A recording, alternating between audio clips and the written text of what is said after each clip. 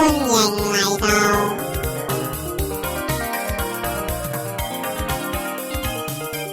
Kong Bus Podcast。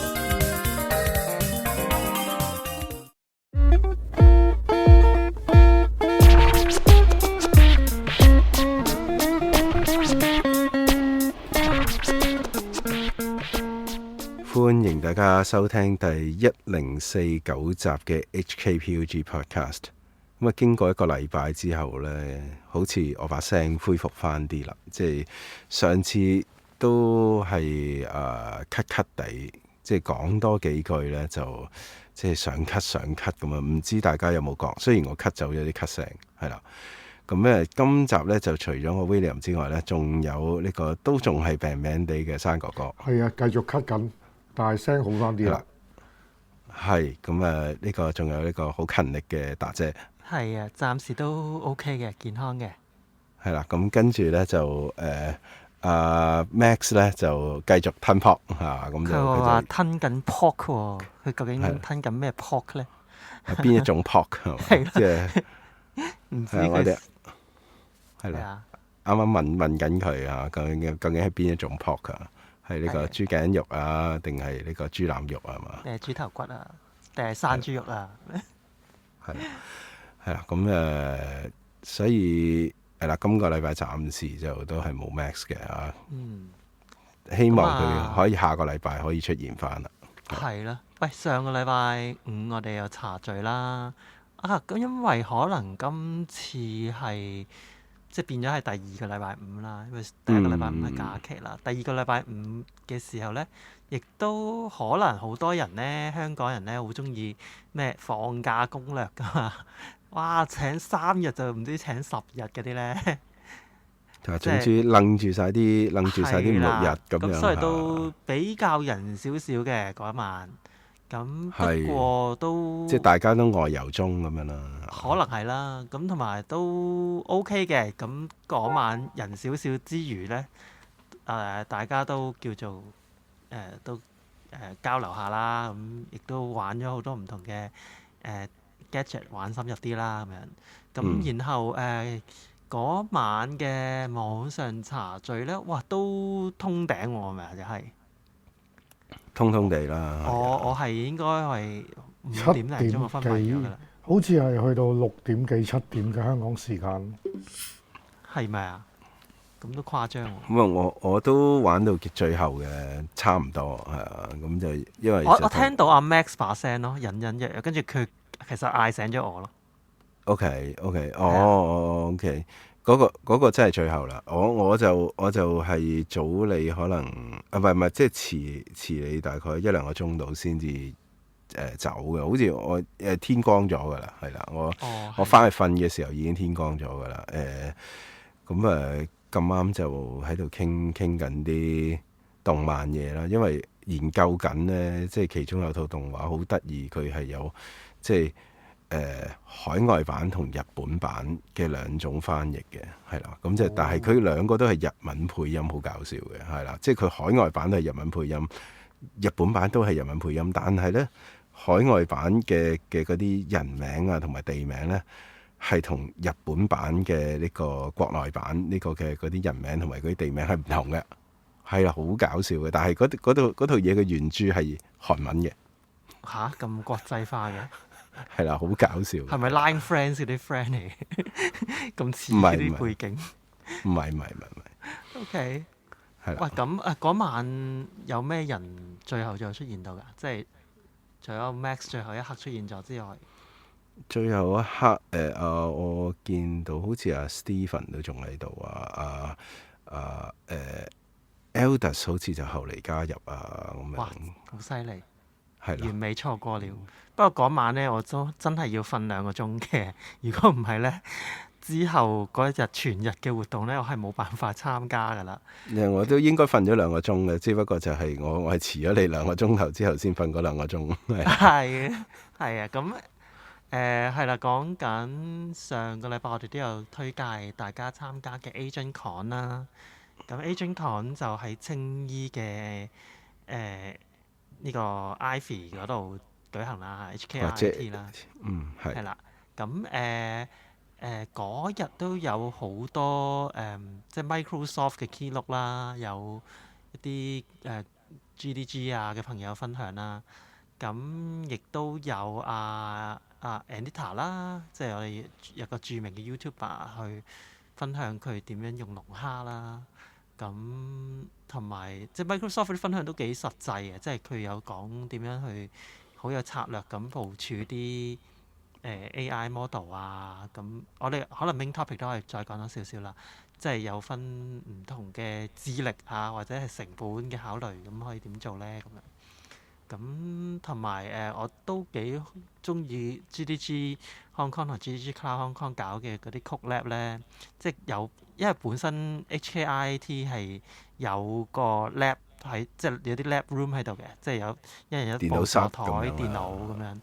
咁即係基本上嗰啲電腦都幾先進嘅喎，好似嗰啲電競級數咁樣嘅喎，個 mon 又好闊咁樣嘅喎。電競椅啊，彎曲 mon 啊，升降臂啊咁樣。係咯，即係喺咁樣嘅環境下做曲咧係唔錯嘅喎。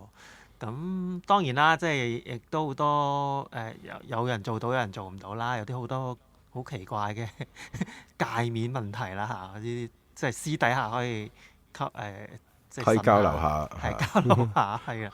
咁但係我做咗2個曲咧，但係第2個係幾成功嘅嚇，即係都幾有趣啊！即係點樣喺個 cloud 度部署唔同嘅Gemini 嘅 AI 啊，諸如此類，可以即係行到一啲即係 agentic 嘅嘢，咁幫你做嘢。咁其實好多嘢可以學到咯，成個活動。咁所以如果大家即係錯過咗嘅，咁唔緊要啦。咁我哋都仲有好多其他活動噶嘛，係啦。咁嚟緊咧，我又推介下個活動先。有一個叫做有個 meet up 啊，係啦。咁係我都未去過嘅個 meet up，但係我就有份去分享嘅嚇。咁咧就嚟緊會有個叫做 AI Tinkerers 嘅 meet up。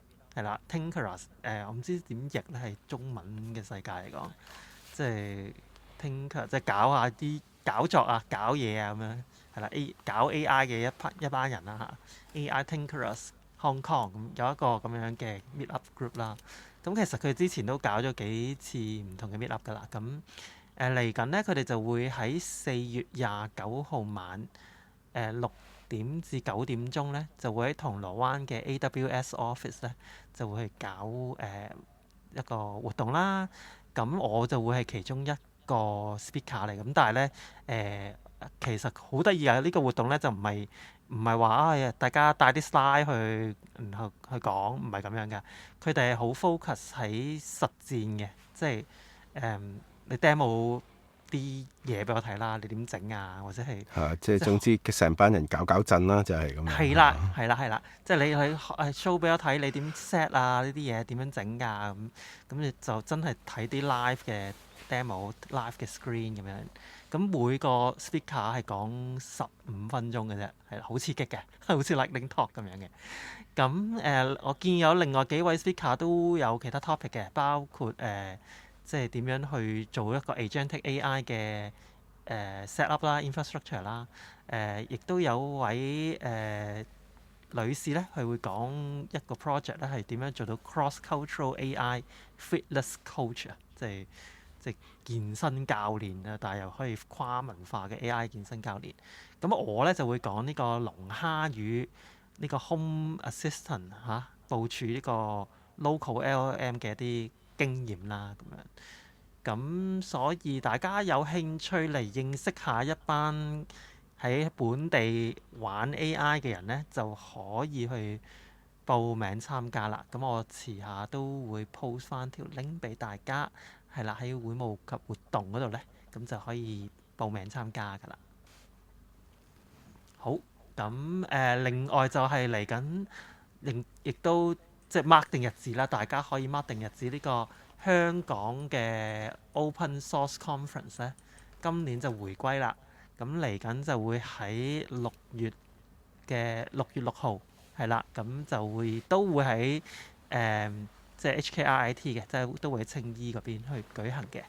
咁大家可以 mark 定個時間日期啦。咁我 submit 上去嘅一個 talk 咧，亦都已經 approve 咗啦。咁所以都係會講翻呢個龍蝦與 Home Assistant，但係就會詳細啲嚇。咁個 focus 就有少少唔同，咁同埋都會再累積多啲經驗，再分享俾大家聽。咁有興趣嘅話咧，就可以 mark 定日期先啦。咁報名未開始嘅，但係係啦，即係大家 mark 住，到時就可以參加啦。好，咁我嘅呢個會務就講住咁多先啦。同埋活動預告係啦嚇。活動預告啦。咁我哋直入 TED Talk 啦。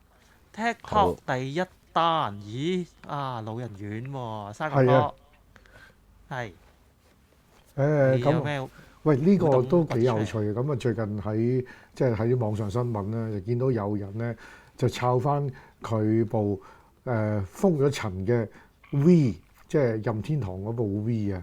咁咧去做一件新奇嘅事情喎，竟然咧就係成功咧將一個 MacOS 10.0.4，即係獵豹啊，就移植咗落去呢一個 V 嘅系統嗰度。咁都即係我覺得幾有趣，因為我自己現在呢一刻咧，除咗仲有部 V 擺咗我電視機下邊咧，我仲插住咗個火牛嘅，因為我一年都會即係開佢一兩次，至少一兩次嚟玩下嘅，仲有即係咁樣。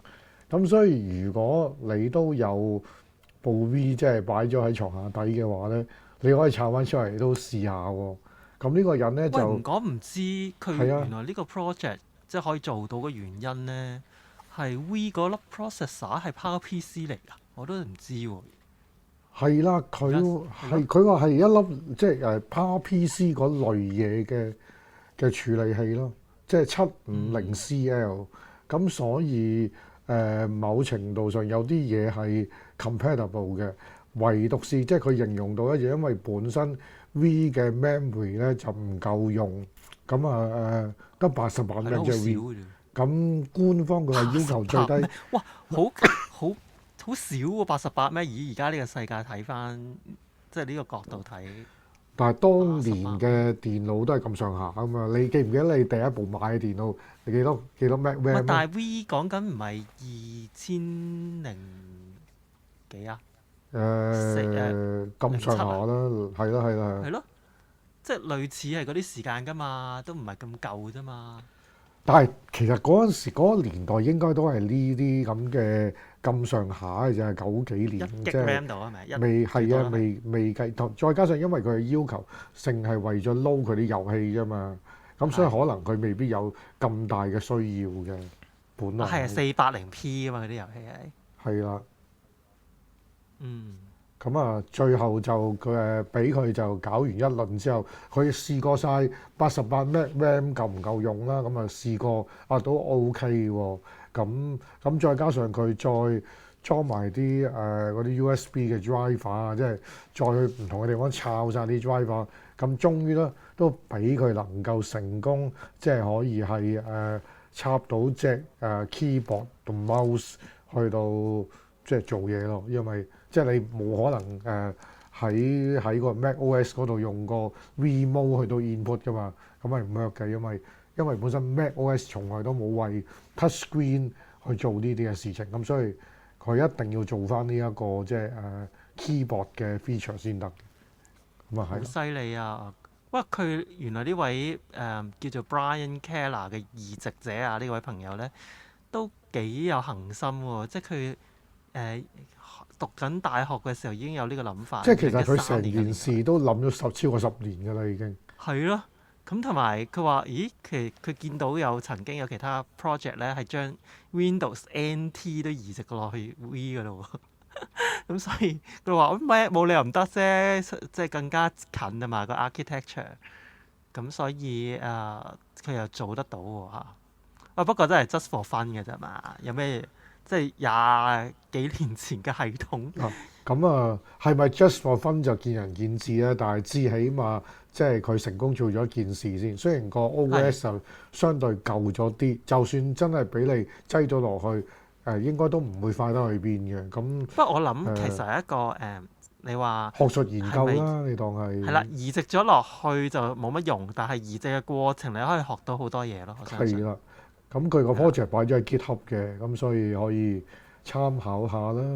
係啊，我覺得就算移植過程佢自己學到好多嘢之餘咧，用即係嘗試去攞部舊 V 嚟裝呢個嘢上去，都應該會學到好多嘢嘅。即係你會學到好多啊啲底層嘅架構係點啊，你點樣突破？當然啦，你如果真係好傻仔咁樣逐句 command 不求甚解咁 copy and paste 打落去，就以為樣樣嘢得咁，就梗係唔係啦嚇。咁但係如果你真係認真去學習嘅話咧，我相信你嗰個即係對於電腦嘅更加底層嘅一啲邏輯啊，或者架構啊，hardware 嘅一啲結構啊，都會更加多嘅認識咁樣咯。係啦，喂，講開呢個即係一啲硬件嘢啊，都好好笑喎！即係原來咧，我哋都有啲即係耐唔耐咧，都有啲好奇怪嘅硬件嘅問題嘅事情可以發生嘅嚇。咁首先有一單係LG 嘅 mon 啊嚇，咁咧電視啊係 LG 有一個系列嘅 OLED 電視啊係好受歡迎噶嘛，即係 C 系列嘛，C1、C2、C3嗰啲系列咧係好靚噶嘛啲電視，即係超高對比啊啲顏色。咁有位外國嘅玩家咧就最近喺 Reddit 度分享咧，佢玩呢個生化危機9安魂曲呢隻 game 嘅時候咧，就出現咗啲好奇怪嘅情況喎。即係佢咧就攞支左輪手槍開槍啦，咁扮咁樣啦，扮到咧發生咩事咧？就扮到部電視熄咗機喎，即係好犀利喎！即係佢係攞支 virtual 嘅槍懟爆咗個電視機喎，係啊！咁啊，試完咧就係原來 OLED 嘅電視咧有一個叫做保護機制啊，就話當個畫面咧出現一啲極高嘅亮度嘅純白色啦，或者係啲閃爍嘅畫面嘅時候咧，因為佢耗電咧係突然間飆升得好多，咁有時候會超過咗呢個電源嘅上限啦，就變咗佢要防止啲即係內部嗰啲其他零件咧 short circuit 啦，咁所以佢會 cut 咗個電啊，咁所以佢就會強制熄機咁樣咯。咁即係原來可以有一個內容可以 trigger 到一部電視去熄機都係第一次聽到。咁樣睇下電視睇比加超都有機會喎。記唔記得好耐之前有一集比加超咧，就係講緊咧佢要射即係掟一個強光出嚟即係掟嗰粒波啦。咁啊發生咗個強光 trigger 到有啲即係小朋友咧即係可能係有自閉症嘅小朋友咧就有一啲嘅即係 side effect。係啊，咁可能癲癇症啊嗰啲。係啊。不過原來都有得解救嘅，即係你可以 set 翻嗰個 OLED 嘅像素亮度或者對比度咧，去減低啲，咁就希望可以減少嗰個射槍嗰下嗰個電流咧，就應該就冇事嘅。咁但係都係一個 bug 嚟嘅，我覺得係咪啊？即係 LG 冇理由容許呢啲內容可以即可以令到部機熄機喎。我又覺得唔係硬件上嘅問題嘅，咁即係佢都係唔想你部電即係唔想你部電視燒咗佢啫。但係應該係咪佢自己應該呢個保護機制會有啲太擾民咧？即係你係咪應該調翻轉 set 翻個 peak 嘅 brightness， 唔容許任何內容佢 render 出嚟嘅時候佢可以揀噶嘛？咁佢就唔俾人揀啊，或者佢即係可能要做一個機制，即係你 set 到最高個亮度係低一格，你都可能冇事啦，係咪啊？即係簡單嚟講，佢係冇 anticipate 到會有咁樣嘅 pattern 係不斷咁樣係閃光，跟住係啦嚇，跟住去令到佢嗰個畫面即係或者令到佢嗰啲電源嗰個負荷咁大，咁佢其實就係可以喺即係 software 上面去控制嘅，即係佢應該係話佢實際顯示個畫面之前係啦，即係可能有個 filter 去令到個畫面嗰個亮度嚇唔好咁樣爆得咁犀利咁咯，可能但係即係你知道你落咗 filter 咧，或者即係你做咗任何處理，其實就唔係原本個畫面㗎啦嘛，顯示唔到原本。咁任何電視或者 mon 都有佢自己嘅 image processing 㗎啦，即係咩叫原本都好難界定嘅，其實係當然啦，即係係咯，即係如果有咁嘅顧慮，咁就係咯，即係你可以話係即係佢冇遇過一啲咁樣嘅 content。我覺得佢可以 system update 解決呢個問題嘅。應該係，即係都要靠 system update 去防止話即係嗰個 content，即係佢可能如果係咁樣爆發嘅話，可能到最後佢咪即係唔好顯示咁係啦，即係將個峰值唔可以咁高咯，佢自己補翻自己咯要。即係佢有個 cap 咯，佢攞一個 cap 咁樣，佢總之即係你嗰個峰值嘅畫面，可能係最高就係去到咁光啦，係啊，最係啦，或者係幾多個 millisecond 啊咁樣去限制咗個顯示長度或者光度啊咁樣。即係如果佢遇到呢啲情況嘅時候，就間粗壓低嗰個光度咁樣，或者會係咁樣去保護個 OLED 咯，可能係咁樣，要咁樣做嚇。係，不過硬件嘢咧，真係好多方法，即係如果就算壞咗都好咧，有時候都好多方法可以救得翻。不過咧嗱，絕對唔鼓勵大家咁樣去試下。即係呢啲土法煉鋼咁樣。係啦，嗱，咁啊外國有位網友咧。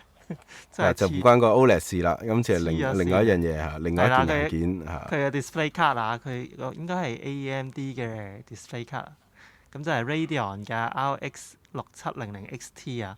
佢有一張咁嘅卡啦，咁就係唔係佢自己㗎，佢都係佢 friend 嘅。咁啊 friend 話搞唔掂喎，壞鬼咗喎，咁樣咁啊發覺即係好似即係殘殘地咁樣啦，咁啊略為清理咗之後咧，佢都解決唔到個問題啦，即係清理咗啲生鏽啊，清咗啲電容又冇乜事喎，目測落去，咁於是乎咧，佢就把心一橫做咗一啲好奇怪嘅動作，就係佢搣走晒所有塑膠嘅嘢之後咧，就將成張卡咧擺喺一個地方，嗰個地方咧，阿老王都試過擺嘅，就係擺喺個焗爐裏邊，係啦。咁但係老王都係做戲啫，喺個焗爐度拎張 NVIDIA 嘅 display 卡出嚟。咁但係佢唔係喎，調翻轉喎，佢係擺張 display 卡落去個焗爐度，焗一焗佢。仲要係用188度嘅攝氏嚇去焗12分鐘喎。叮啊！叮咁樣咧，焗完之後咧，又 work 翻先勁喎！即係你唔 work 咧，都唔係一個新聞啊嘛，係咪先？你即係有啲傻人做啲傻嘢，咁但係咧就無端端焗完之後係 work 翻喎，咁點解會 work 翻咧，新師傅？唔係咁最簡單就係話佢懷疑咧，就係話即係上面啲焊點咧，可能就即係隨住時日咧就裂開嚇，咁就變咗咧就斷開咗嗰啲嘅。即係焊點啦，就其實即係冇即係個接觸因為通常你插落機箱係打橫插，而唔似即係我哋以前啲嘅機箱係打橫擺台嘅，但係而家啲機箱全部都打棟擺台，咁變咗張嘢就係咯。我諗嗱，其實某程度上就係即係應該話係。呢度講啦，即係話佢因為你個機你會開機閂機咁樣噶嘛，咁你咪其實就會係你用嗰張卡嘅時候，咁成部機或者用嗰個電腦嘅時候，嗰部機就會好興噶啦，係嘛？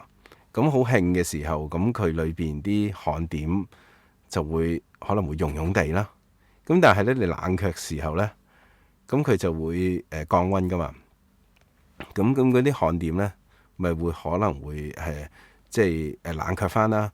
咁經過不斷咁樣去加熱同埋冷卻嘅過程咧，即係佢上面嗰啲零件咧，有機會你好似可能就係話你例如你打動擺嗰張卡咁，佢嗰啲嘅嗰啲 component 咧，可能會有即係你加熱，即係你嗰啲焊點其實係一啲即係相對地係即係你加熱然後點落去，即係個溶落去，等佢黐喺嗰個電路板度噶嘛。咁你加熱辣雞嗰啲係咪啊？係啦，咁所以即係當然人手就用辣雞啦。咁佢工廠裏邊就係用機焊噶啦。咁但係即係你不斷咁樣係加熱同埋冷卻咧，咁即係熱脹冷縮又脆咗係咪啊？唔係你溶即係可能會溶咗少少，裂跟咗啊，住又脆咗啊係啦，你溶少少又再冷卻，溶咗少少又冷卻，咁可能咧就會令到佢焊點咧就鬆咗啦，就斷開咗啦，咁就產生裂縫啊等等啊咁樣，即係嗰粒焊石啊，本來即係可能粒黐 chip 就就鬆鬆地甩咗出嚟啊咁樣，咁所以佢依家咁樣就成張卡擺落去個焗爐裏邊，好均勻咁加熱一次，係啦，咁就所有嗰啲焊點全部溶過一次，係啦，咁跟住去重新焊接咁樣咯。不過其實即係唔一定要去到咁極端噶嘛，都有啲你加熱槍嗰啲噶嘛，好似係咪啊？即係熱風槍咁樣樣。熱風槍不過佢可能冇呢啲針對嗰個 area 啊。加熱唔係，其實呢一個方法咧，即係據佢哋講咧，就係比較好嘅，就係因為你個加熱係平均。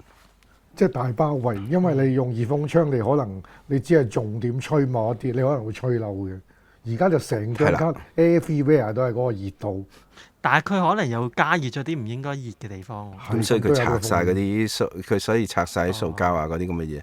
咁suppose 啦嚇，咁嗰啲電子零件應該都係可以承受到呢個温度嘅。不過其實真係唔鼓勵大家咁做。首先第一樣嘢，你唔知乜嘢温度係最好啦。嚇，同埋焊點係承受到個温度，但係嗰啲上面嗰其他唔知㗎嘛啲零件就搞唔搞得掂就。即係你諗下，如果你張卡仲有保養咁，你梗係拎去保養啦，唔好搞啲咁嘅嘢啦。你真係冇晒保養，然後真係橫掂都搞唔掂就抌㗎啦。孤注一擲啊！呢啲孤注一擲你可以試，但係咧你試整壞咗張卡都算唔係一個問題，你就冇辦法，可能就冇辦法用其他方法再整啦嚇。呢個你覺得 OK 就去試啦，但係仲有另一個問題嘅。你個焗爐唔用得。係啦，你搞壞張卡唔緊要，你搞壞個焗爐啊嘛，你唔可以攞嚟做其他嘢㗎咯。一陣即係你知重金屬咁樣揮發出嚟，然後成個焗爐都係啲有毒煙霧咁樣。chemical 喺晒裏邊。係啊，你即係除非你真係好想食呢個化學元素表啊，食齊佢。咁如果唔係，你真係唔好揾啲嘢咁嘅嘢嚟搞啦。係啊，咁。你連個焗爐都唔自在嘅，咁冇計啦，你可以試嘅。唔係佢如果佢用開嗰個焗爐去做呢一啲嘢嘅話，可能都 OK 嘅。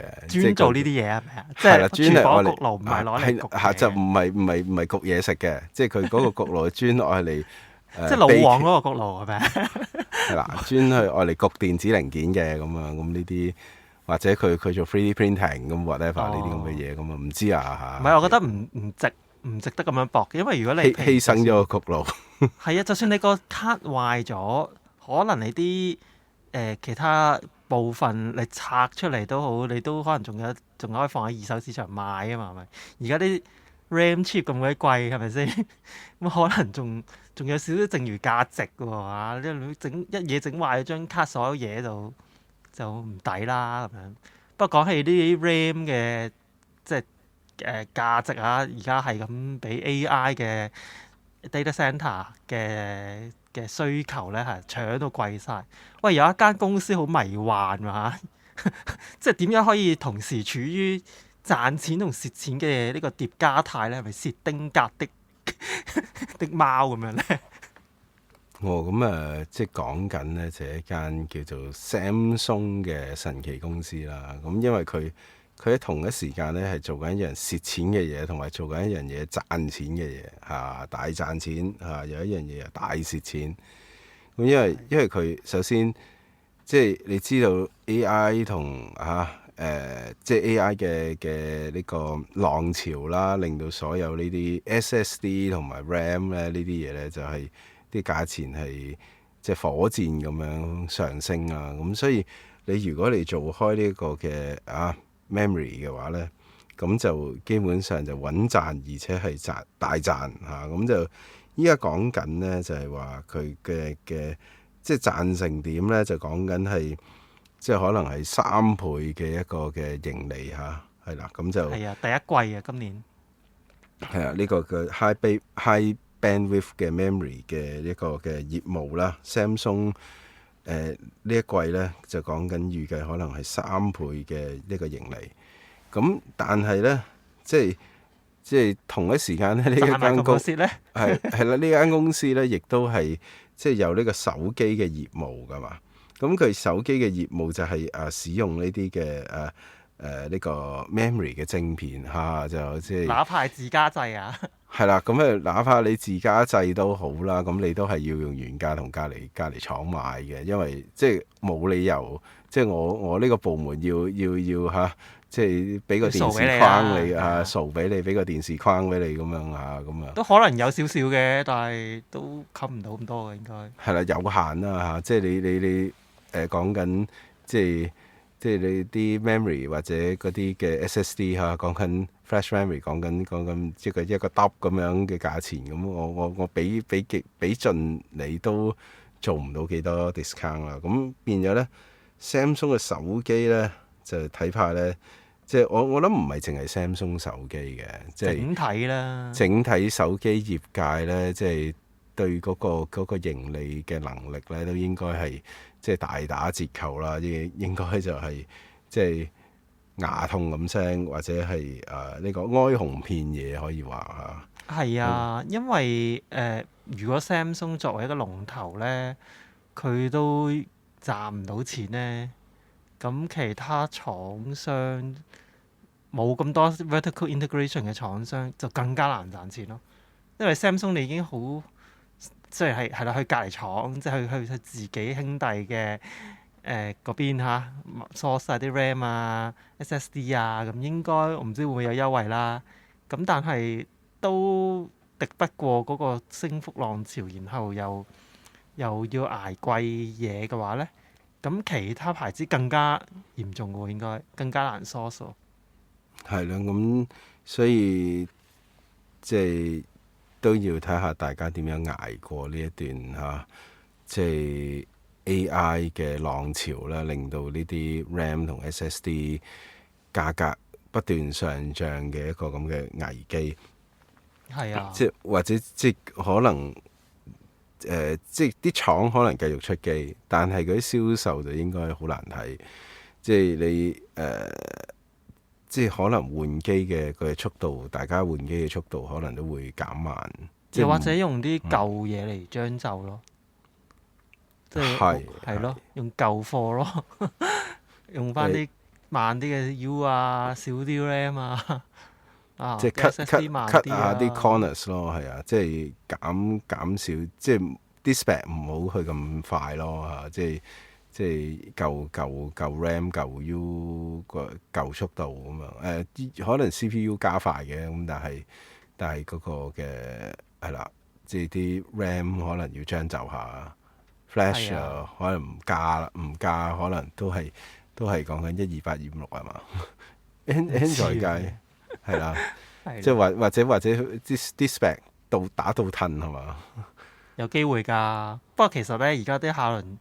樽頸咗咁耐啦，大家都唔係好有感覺係嘛？即係2年前嘅手機，而家攞翻嚟用又 perfectly fine，即係又唔覺得慢得好緊要，又唔覺得佢一定要升級咁。即係反而嗰個創新係來自於你點樣做好啲 software 啊，成個體驗啊，或者而家甚至乎。咁你因為 AI 搶貴咗嘛，咁係咪應該擺翻多啲 AI 嘅 feature 落去，然後令到嗰件事好似賣點多啲啊？幫到個用家嘅生產力好啲啊咁樣。咁啊講到 AI 咧，真係呢個 AI 我諗佢都有呢間公司都有啲貢獻嘅嚇。咁但係本身佢哋唔係開頭諗住唔係做呢範嘅就係 Meta 啊。咁 Meta 咧最出名就係佢哋嗰啲 Ollama 嗰啲 Open Model 啦。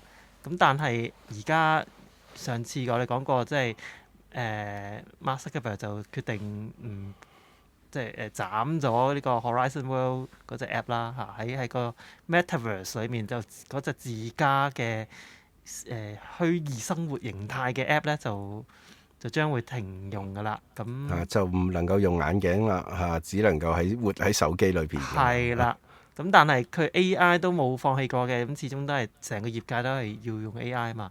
咁甚至乎咧，佢而家即係開始有人傳出嚟咧，就話 Meta 內部咧喺度做緊一個 AI 嘅分身即係 Mark Zuckerberg 的 AI 分身，係嘗試去幫佢手即係唔知係咪可以取代到佢佢本身咧都有個AI 嘅助手嘅，開頭係話幫佢哋分析唔同嘅即係好多唔同嘅資訊整理然後消化俾佢聽咁。但係而家講緊係即係想做另一個 AI 嘅分身，去直情處理佢日常嘅工作喎咁你估咁樣會唔會 work 咧即係如果佢做到嘅話，佢係咪首先第一個可以炒咗個真人咁啊？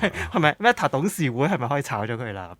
我唔使出糧俾你啦。你翻去淨係咁。對於佢嚟講，可能佢冇所謂嘅喎，即係佢咁多錢係咯，佢都係 top 10富豪啦而家。同埋佢可能即係佢喺董事會裏邊，佢或者佢喺公司裏邊，可能都未必有出糧嘅。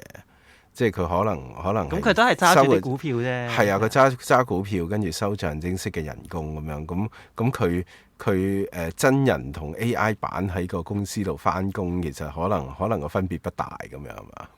係啊，即係喺個 result 嚟講係嘛？即係本身佢開頭咧就講緊話，係整一個 3D 影像好傳神嘅，好似真人嘅佢啦去做啲互動啦。但係而家講緊再深入一啲，即係點樣去標到佢一個個人性格特色即係講嘢嘅方式或者處事方式即係你點樣同啲員工互動咁即係如果真係做到即係話啲員工係可以直接問呢個 AI 嘅 Mark Zuckerberg 分身咁問佢嘢，咁佢又可以答到好似 Mark Zuckerberg 答嘅答案咁樣嘅時候，咁佢哋就可能就好滿意咁即係可能有同一時間有10個 Mark Zuckerberg 喺度開始做唔同嘅嘢咁樣係嘛？哇！但係呢個都幾搞嘢喎，即係呢個 AI agent 嘅極致就係取代埋個 CEO。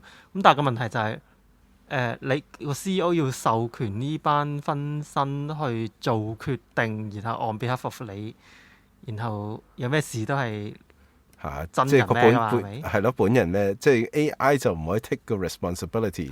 你個本人就可以 take responsibility。你授權呢班 AI 機械人去代你做任何嘅決定，咁其實即係你所有嗰啲嘢你都自己孭翻咁，即係佢肯唔肯制咧或者即係有咩問題嘅時候，係咪真係佢孭得到咧咁啊？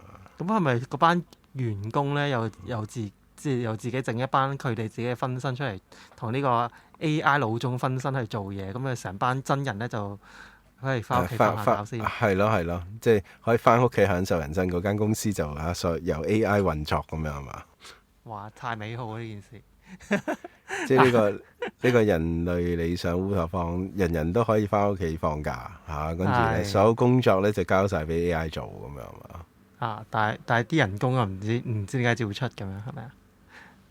唔係佢出咗嗰個 training data 啊嘛，即係你個人付出咗嘅嘢就係個 training data。咁跟住佢用根據 training data train 咗個 AI 出嚟，咁所以嗰個 AI 嘅 value 就係喺你個 training data 度。咁所以咧就因為呢啲 data 咧，佢就要出糧俾你啦，咁樣係咪啊？係啦。我諗即係啲同事要睇得好化先得我幫緊邊個打工咧？即係有心生疑問啊，一堆問號咁樣。唔係跟住，唔係你再下一步嘅時候，就係啲 AI 覺得，喂，點解我做嘢嗰個係我，收錢嗰個唔係我咧？咁樣嘛？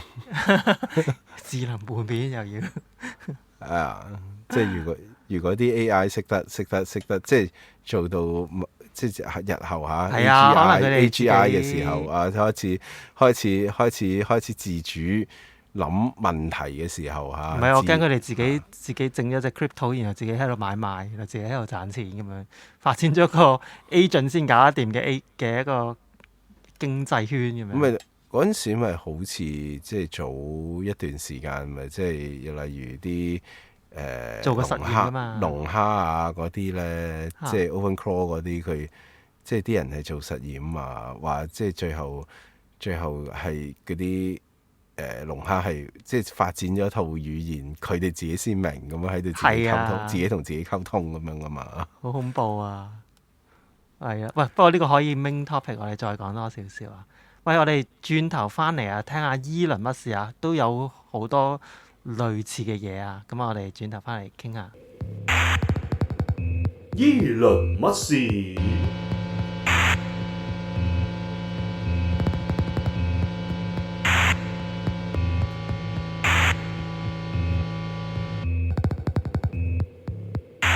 話翻嚟今晚嘅伊倫乜事？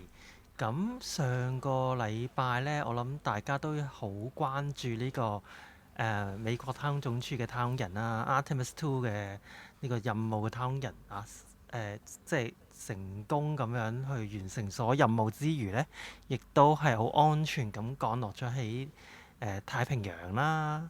咁見到佢哋都好健康啊，亦都有記者會去訪問佢哋啊，咁都係極之成功喎，成個任務嚇。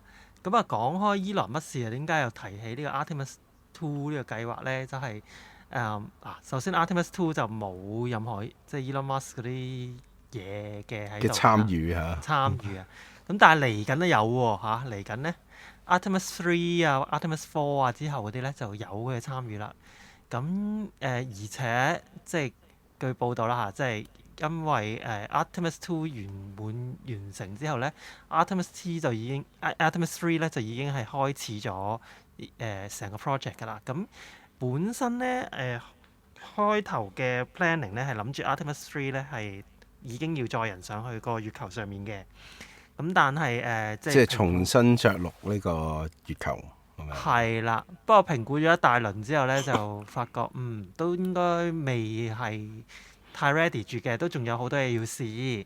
咁啊，包括你要運上月球嘅嗰堆登陸器啊、嗰啲系統啊、或者嗰啲支架啊，或者係一啲即係總之一大紮器材啦，其實都要係上下太空先就安全啲嘅嚇。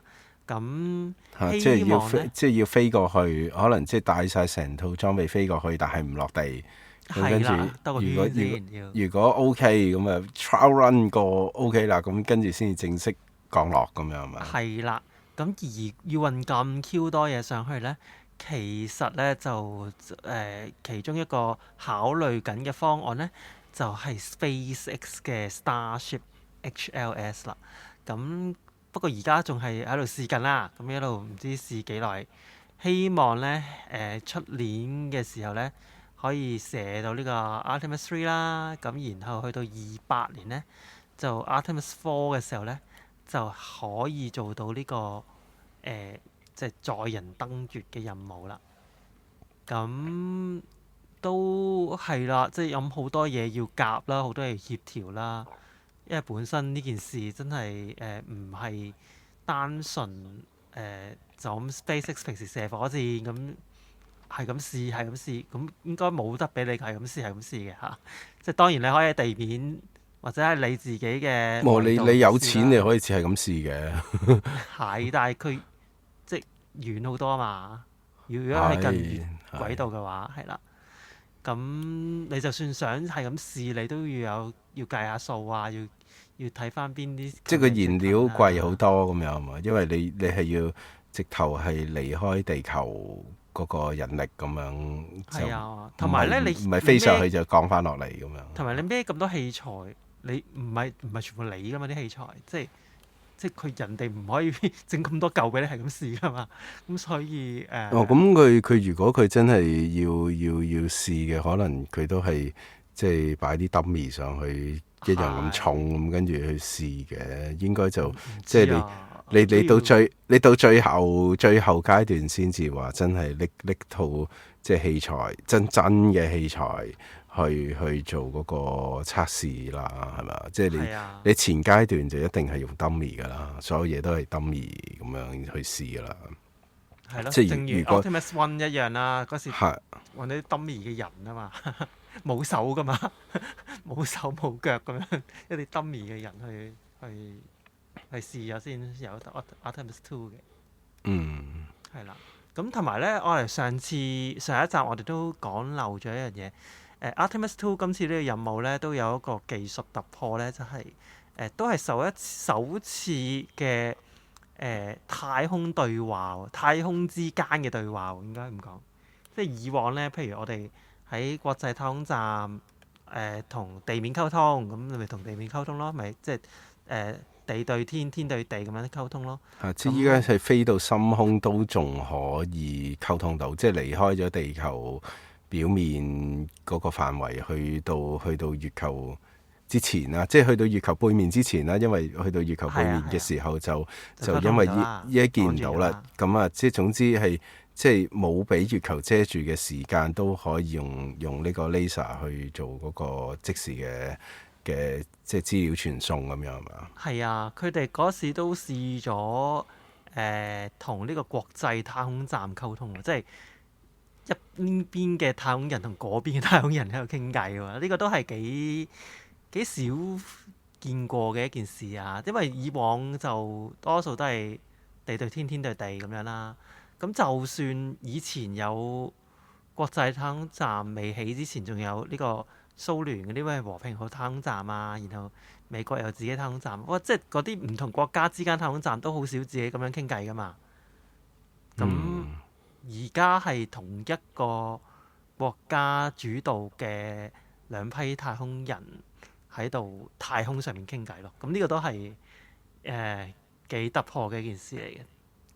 即係再下一步就應該係即係降落月球啦。咁跟住可能再下一步就係喺月球表面建立基地咁樣，跟住可能係啊，佢諗住即係亦都有諗住降落月球嘅時候建立基地之前，可能都要喺月球上空又唔知整個類似中繼嘅東西嚇，即係幫手去轉發啲輻射轉發啲雷射又好，或者轉發其他東西啦嚇，去溝通啊，容易啲去即係有個中繼嘅發射站嚇，咁變咗喺月球後面都可以溝通到咁樣嘛？係類似啦咁樣。咁所以呢啲都係科技可以 enable 到嘅嘢。應該50年前嘅科技冇辦法做到咁多啦。50年前純粹都係去到月球咁，但係都係喺上面坐喺即掘下石頭啊，攞翻去啊咁。但係而家就我諗即係科技進步得咁多嘅時候，應該可以做得更加多嘅。咁不過當年嘅科技都好犀利㗎啦，即係咩幾十 K RAM 啊，咁已經去到月球啦嚇。嗰時啲 source code 已經即係公佈咗出嚟啦 NASA。咁不過而家嘅科技都係進步咗好多嘅。咁嚟緊揸車啦嚇，亦都係開始好多呢啲全自動駕駛啦。咁當然 Tesla 咧就佢哋嘅FSD 系統咧，咁都好多國家都喺度測試緊啦。咁而歐洲咧，終於有第一個國家咧係批准佢哋嘅 FSD 嘅監督嘅版本啦嚇，可以喺當地嘅公路度用啦。咁呢個國家咧就係都好開放嘅荷蘭，係啦。咁荷蘭咧就將會喺4月咧正式批准佢呢個系統去嗰度用啦。咁然後而家呢個版本咧，即係呢個 supervise 嘅版本咧，就已經陸續向呢個用家咧去推出啦。大家可以 update 翻個 firmware 啦。咁當然啦，佢會提醒翻個用家咧，佢揸還揸，但係唔代表你係即係完全可以放任俾佢揸嘅，唔係全自動駕駛嚟嘅。你係要有個司機傍住嘅嚇，咁你要隨時 take 翻 control 嘅咁樣咯。咁歐洲一向都比較嚴啲噶嘛，或者保守啲噶嘛，今次都開咗一個先例咯喎，係咯。咁唔知道會唔會其他國家都會跟隨啦，係啦。即係尤其是啲更加地大物博嘅國家啊，法國啊，或者係德國啊。不過咧，佢哋即係政治上可能同 Elon Musk 又未必咁啱牙，係咪啊？咁所以不過通常呢啲都係實事求是多過話即係考慮立場嘅呢啲嘢。唔係呀，你啲德國佬因為嗰時 Elon Musk 喺度即係入咗去嗰個政府度搞風搞雨之後咧，搞到好多德國佬唔買 Tesla 啊嘛，反而買大陸車啊嘛。咁呢個係用戶嗰個即係對係啦個情緒，對於嗰間公司嘅形象或者嗰間公司嘅 owner，即係有一個嘅即係諗法咁樣而去即係影響佢哋嘅購買決定啫。咁就唔即係呢啲通常政府嘅一啲嘅政策嘅決定咧，就相對比較少係受呢啲因素影響嘅。唔知啦，係啦。不過咧嗱，即係講開 Elon Musk，佢嘅社會影響力都好大啦。佢而坐擁咗自己一個社交網絡噶嘛，係咪？即係買咗 Twitter 之後，改咗名做 X 啦。咁 X 咧就當然係佢自己地頭啦，係咪？咁佢亦都即係成日俾人揭發佢，哇係咪有作為老闆嘅影響力，會改埋嗰啲 X 嘅 algo 咧去遷就自己嘅言論，令到佢可以俾更多人可以睇得到咧咁樣。不過咧最近咧有人發現咧 Elon Musk 咧就唔單止喺 X 度有 account 咯，佢開始咧就喺其他嘅對手嘅 social network 咧都開咗啲 verify 嘅 account。雖然佢冇 post 嘢嚇，冇 post 任何嘢，咁但係有人發現咧 Elon Musk 咧正式登陸於 Instagram 啦，同埋亦都登陸咗去 TikTok 嘅。佢咪插旗啫係嘛？唔知啦。咁有人估計咧，就會唔會同呢個即係 SpaceX 準備上市有關係啊？會攞其他即係唔同嘅 social network，第時會發布多啲利好啲嘅嘅新聞嚇，或者係作為官方嘅一啲喉舌嚇，去推廣佢間公司咧，令到更加多人即係接觸得到佢哋嘅服務咧。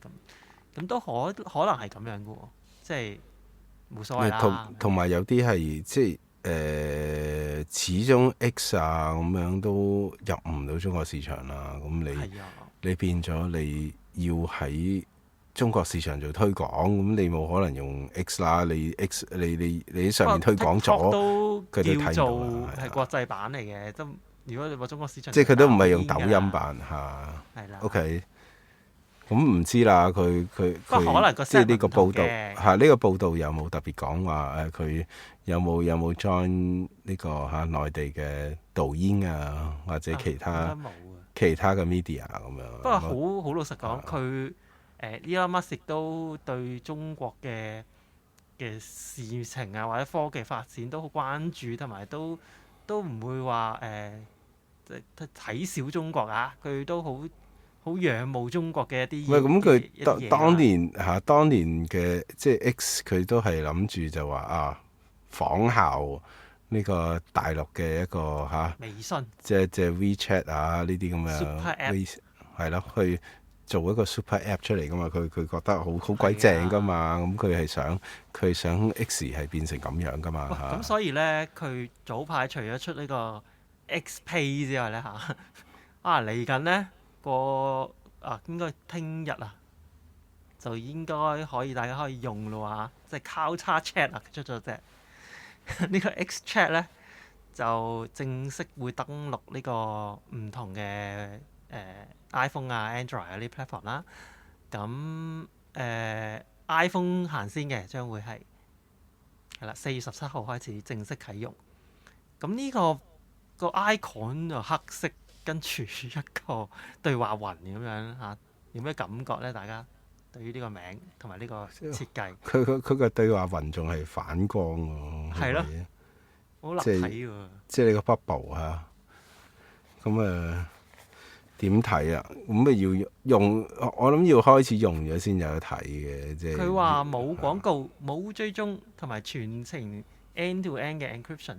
喂，咁大家有幾可喺 X 度會即係留啲 message 啊，去俾人private message 喎，唔係講緊條 tweet 喎。常唔常啊？都好少係咪啊？唔係，我嗰陣時用 Twitter 嗰陣時候都有用，但係公開講嘢多噶嘛，多數啲人。係咁所以佢即係呢個 so-called 呢個 X Chat 嘅即係一個即係戰線啦。我覺得佢係直頭係開另外一條戰線咯。佢即係 rather than 係話即係佢都係 under X 咁解。咁但係原本即係剝離咗嗰個 Twitter 嗰個 IM 嘅影子啊嘛，諗住。咁唔係應該話佢開多條戰線，但係你係用同一個 account 去做咁解啫嘛。即係佢即係你變咗係用同一個 account，你可以 lock 落去一個即係一個 chat 即係 messenger 咁嘅一個嘅範圍裏邊啦。咁即係你以前即係 Twitter 或者 X 係冇呢個功能咁樣噶嘛，即係你一個戶口通行咁解啫，即係我個感覺嚇，就係咁樣。係，喂，咁但係咧，大家小心啲喎，玩咧，因為好多山寨嘢清楚啊嘛。係邊個 app 喎？係啦，因為 X Chat 呢個名咧唔係佢發起先嘅喎，即係已經有啲 existing 嘅 app 叫 X Chat 嘅喎，咁同埋真係有其他即係同名嘅 app 咧，係你知道 X 有好多文化上嘅關聯係同呢個色情行業有關噶嘛？咁呢個 X Chat 係咪啲有味嘅 chat 咧？大家要留意下，即係唔好 download 錯。你想捧 Elon Musk手咁，點知咧就 download 錯 app 就即係有啲濕滯啊嚇！或者好似 Gemini 咁樣 download 個 Gemini 咁樣，即係 Gmimi 咁樣，Gmimi 躺着也中槍咁樣咁就搞笑啦。係啦，咁即係玩，小心啲玩，係啦，安全為上。咁我哋今日嘅呢個伊倫乜事啊，講住咁多先。我哋轉頭翻嚟咧，新師傅呢排都係冇乜敗家係咪啊？慳家仔冇啊，等大家㗎，因為我呢個開呢個嘅 session 咧，真係我 expect 大家每個月都應該有一樣敗家嘢嘅，交唔到功課你係啊，變咗即係冇理由靠我一個敗家㗎嘛。係咯，唔得喎咁樣。好，係啦，我哋睇下我哋嚟緊呢個 main topic 咧，會唔會刺激到大家嘅消費幾位有敗家意欲？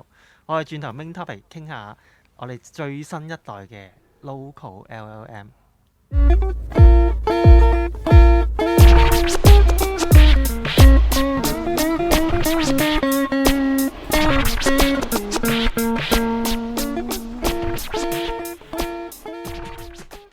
期熱門嘅 IT 資訊，外邊打風我哋唔怕，啲人發瘟我哋唔怕，就算我哋去到地球嘅另一面，都會堅持每個星期陪住你，因為有你陪住我哋20年。你而家聽緊嘅係全香港最受歡迎嘅廣東話 IT podcast HKPUG Podcast。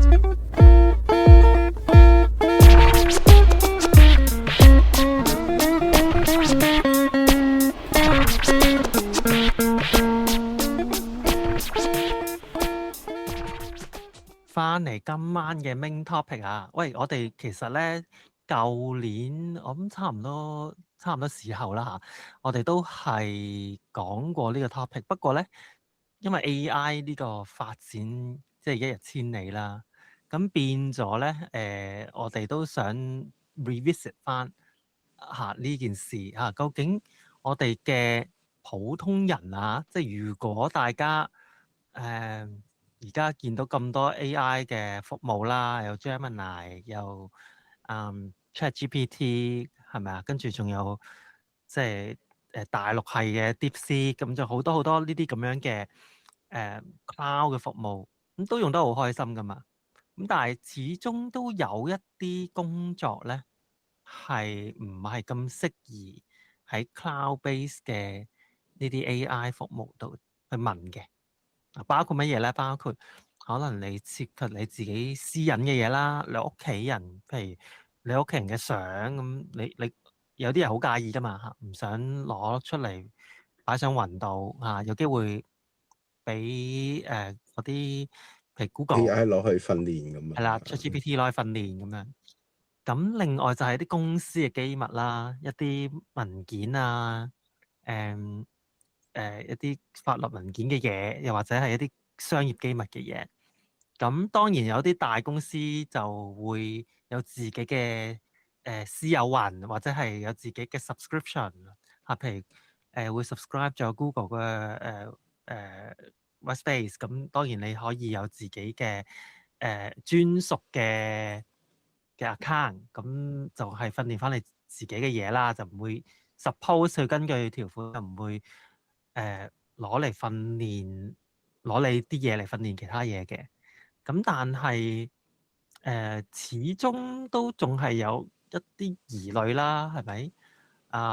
同埋咧都係貴噶嘛，即係大家講緊啲 AI 哪怕免費版都做到好多嘢，咁但係開始越 call 越多嘢嘅時候，你就想要多啲就好貴嘅呢件事。咁變咗，其實佢哋依家嗰個計算嘅方法咧，即係計費嘅方法咧，通常即係如果你喺佢嗰個 web 嘅界面裏面問佢，就佢任你問噶嘛，係嘛？都有即係佢個限度嘅，即係通常嗯佢都係計 context 嘅啫，咁但係亦都計 token 啦。咁你要每日係係咁狂問咧，去到一個位咧，佢都會話你用晒啦今日，咁或者你要等唔知幾多個鐘佢先 free 翻出嚟。咁你越平嘅 tier 咧，你就越就越少咯，係啊。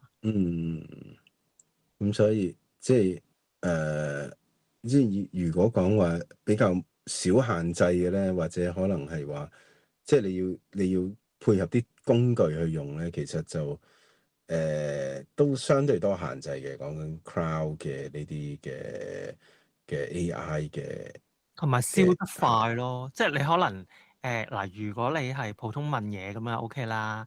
咁但係如果譬如新師傅你 developer 咁樣，而家都好興就係話用譬如 Claude Code 或者係Gemini 嘅Codex CLI 咁樣。係或者係啦，係或者 Anti-Gravity 或者係係 ChatGPT 嗰個叫 Codex 啊嘛，係咪啊？係啊係啊係。或者 GitHub 嘅 Copilot 咁樣先算啦。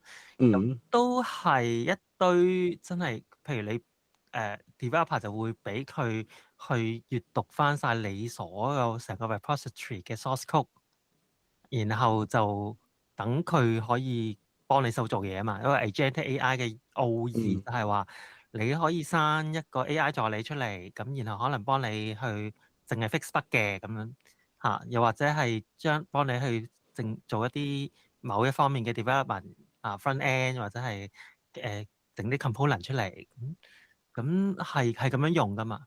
咁變咗你好需要個即係呢啲 LLM 嘅 model 咧，去讀取大量嘅資訊啊嘛。即係你成個 repository，哇！你咁多 source code 嗰啲 file，全部讀晒落去，佢先可以幫到你噶嘛。哪怕你 say 個 hi 咧，其實背後其實承載住一個極大量嘅 context 噶嘛。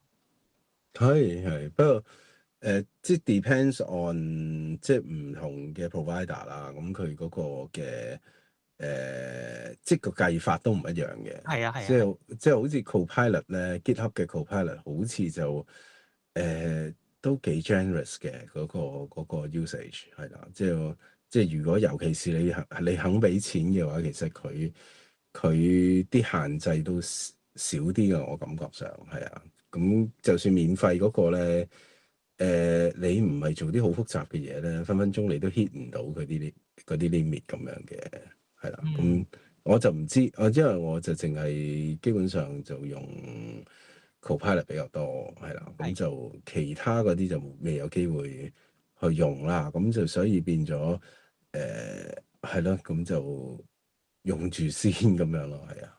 係啊，咁其實點解都想無端講呢樣嘢咧？就係而家都開始見到一個趨勢咧，就係大家都覺得喂好貴啊！即係亦都曾經早一兩個禮拜咪Anthropic 嘅 Claude 咪出咗事嘅，即係佢哋個即係佢哋個 source code 漏咗出去啦，咁然後啲人喺度拆解佢嗰啲裏面嘅構造係點啊，然後嘗試甚至乎 replicate 翻一個出嚟係用另一個語言去寫出嚟嘅，咁樣好似話香港大學嘅團隊又咁做啦。咁但係Claude 咧Claude Code 即係係喺 coding 個領域上面即係當之無愧王者啦，而家叫做都俾人講緊話佢哋最新嘅嗰啲 model 咧，即係俾一般人用 Claude Code 去 call 嘅話咧，係燒錢燒得好犀利啊！因為佢講哇，因為你要讀咁多 context，然後又要即係要幫你思考幾廿百輪咧，反錯再反錯嘅話咧，其實嗰個 token 嘅消耗量係好誇張噶嘛。咁啲人甚至乎有外國網友試過，喂，我冇做任何嘢，我就 say 個 hi 啫喎，喺個 Claude 嘅 Opus 嗰啲 model 度 say 個 hi，但係點解 burn 咗我幾百蚊美金啊？咁就係因為你後邊駁住咗成個好龐大嘅repository 又好，或者好大嘅 context 已經 knowledge base 咗，叫佢去做嘢啊嘛。咁所以啲晒你啲 source code 落去，咁跟住即係其實你一個 hi，你唔係淨係 send 咗個 hi，你將成個 repository 掉咗俾佢咁樣。係啊，嗰啲 source code 咁佢輪過晒之後，佢先回應俾你咁。咁嗰度嗰個 token 嘅量係幾可觀嘅，視乎你個 project 有幾大啦，或者你可能你有 include 到啲乜嘢嘅嗰啲嘅。即係呢 library 啦，因為你如果你即係尤其是如果講緊可能Node.js 咁樣，可能 JavaScript 嘅嗰啲 library，或者即係總之係可能有啲 library 其實係楞好多層咁樣噶嘛。即係我又用佢，佢又用另外一個，跟住即係你可能你 import 咗一個嘅library，咁其實咧佢又連住，即係佢又用咗10個唔同嘅 library，咁嗰10個 library 又用係啦，你又再用咗另外20個 library 咁樣，咁跟住其實你 import 咗一個咧，等於 import 咗30-40個 library 入嚟咁樣。係啊，咁所以都係大家要留意一樣嘢啦，即係唔好咁哇冇即係揮霍無度咁樣。總之我想點去點用啦。係如果啲錢唔係你俾嘅 OK 嘅，咁但係如果公司俾啊，係你俾嘅話咧，咁你要留意下啦。你要計下條數嚇。係啦。不過咧，呢個世界上咧，原來都有免費制嘅喎。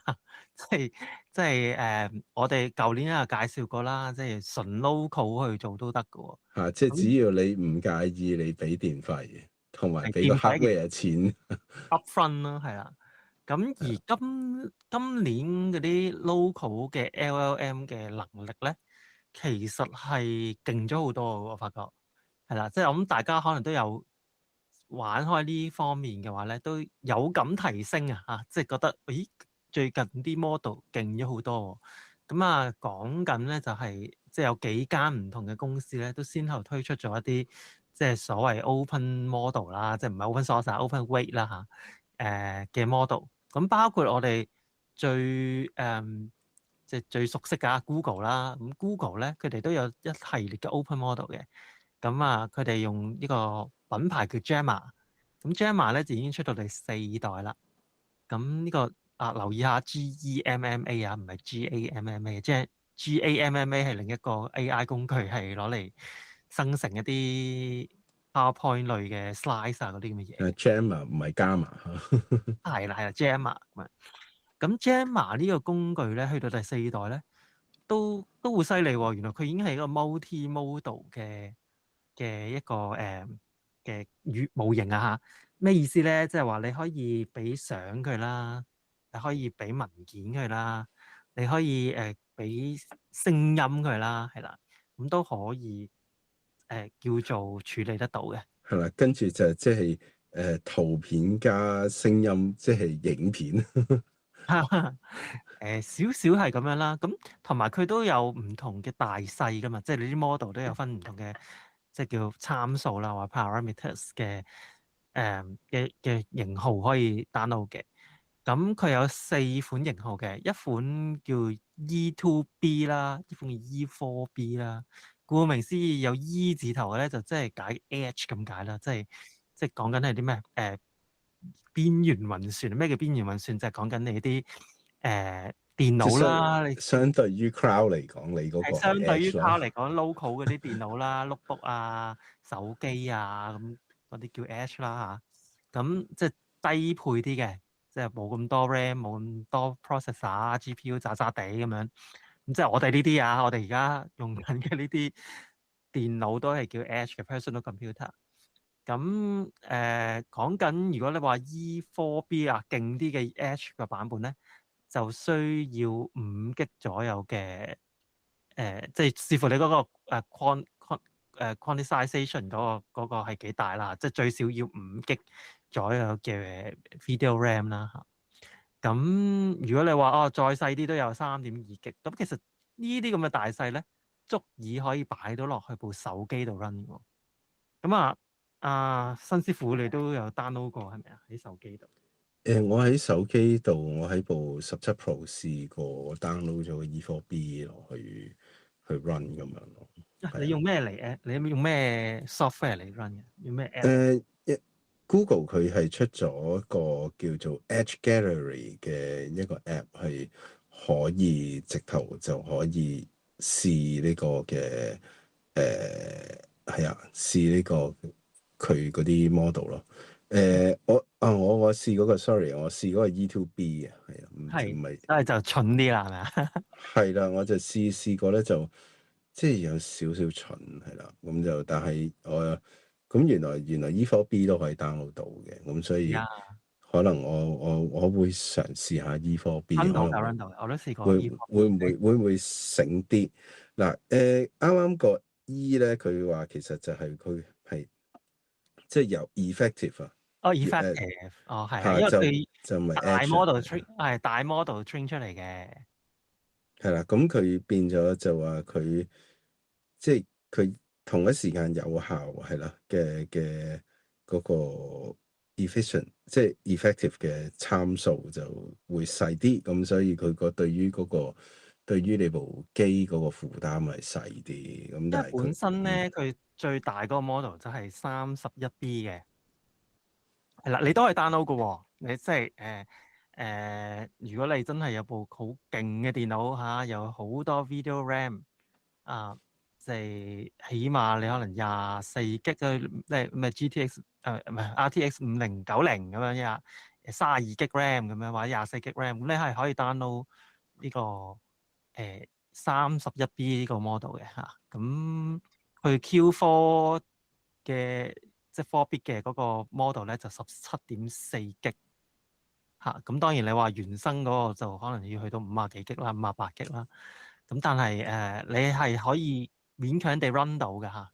咁但係講緊呢個即係 effective 啦，講緊一個概念咧，就係話喺一個大 model 裡面咧，佢就淨係同一時間有4個 billion 嘅 parameter 嘅嗰部分咧，因應你問嘅嘢咧，佢就啟動嗰啲部分咯。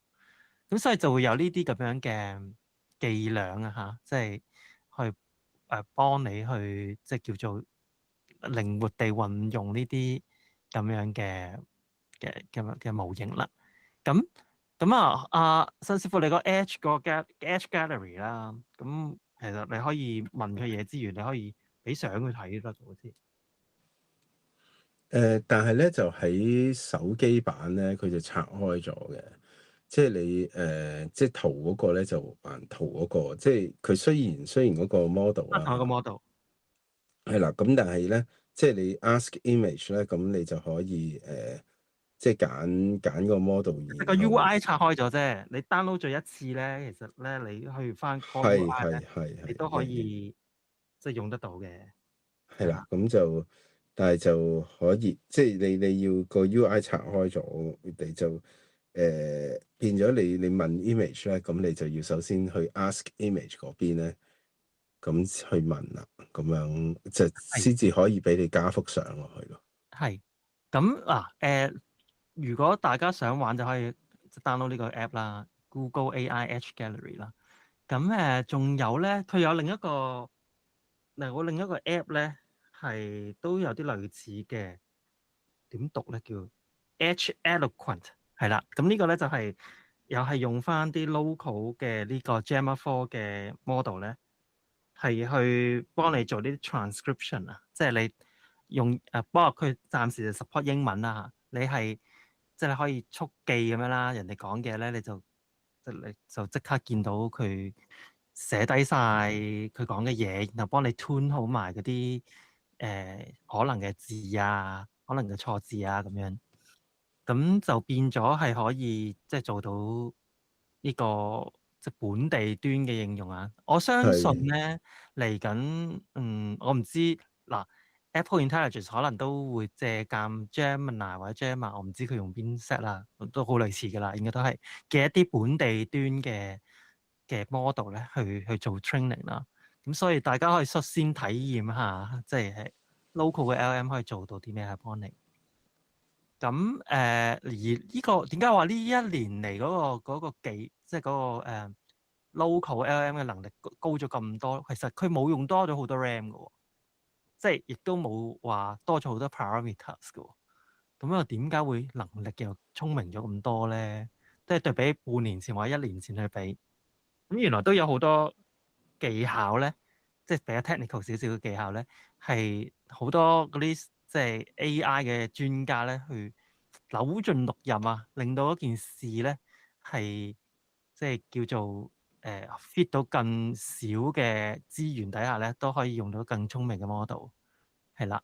咁包括一啲即係譬如一啲 cache 啦，叫 KV cache 啦，喺個 memory 度用嘅時候咧，而家都開始用緊一啲壓縮嘅技術啊，咁就可以壓細啲個空間啦。然後又最近 Google 又公布咗一個技術叫 Turbo Quant 啦，又係可以即係做一啲模型嘅壓縮啦。咁而且嗰啲quantization 嘅解法啊，亦都有分啦。同埋頭先有講過，即係有啲時候唔係咁需要全部 parameters 都需要嘅時候咧，佢就用啲 effective 嘅方法啊，遮緊啲啊，又或者係有個叫即係 mixture of expert 嘅架構咧，Gemma 都有一個咁嘅 model 嘅，就叫做 Gemma 4 26B A4B 係啦。咁係咩意思咧？就係話佢有一個 26B 嘅模型，係好多唔同嘅專家嘅推論啊，或者係嗰啲叫做inference 即係點啊？即係嗰啲推理咁樣嘅，係啦。咁有唔同專家喺度坐陣，咁但係咧，你同一時間咧，你就會 call 到4個 billion 嘅專家出嚟去幫你解答問題，咁諸如此類。咁就有好多呢啲咁嘅技巧咧，咁啊令到而家呢一代嘅local 嘅模型咧，就進步咗好多，同埋速度都好咗好多。好快啊！其實啱啱我試呢個 E4B 嘅嗰個 model 咧，秒答係咯，秒答嘅，基本上就即係喺部 iPhone 17 Pro Max 啊，咁基本上我俾幅圖佢，跟住話咩嚟㗎？咁跟住佢就即刻喺度彈出嚟。雖然就話個準確度就一般，係啦，你唔可以話佢好叻，係啦，佢啲字會認錯，但係咧見到啲價錢佢係認到嘅，係啦。咁但係後邊啲字咧，佢就睇得唔係太清楚，或者遮咗少少。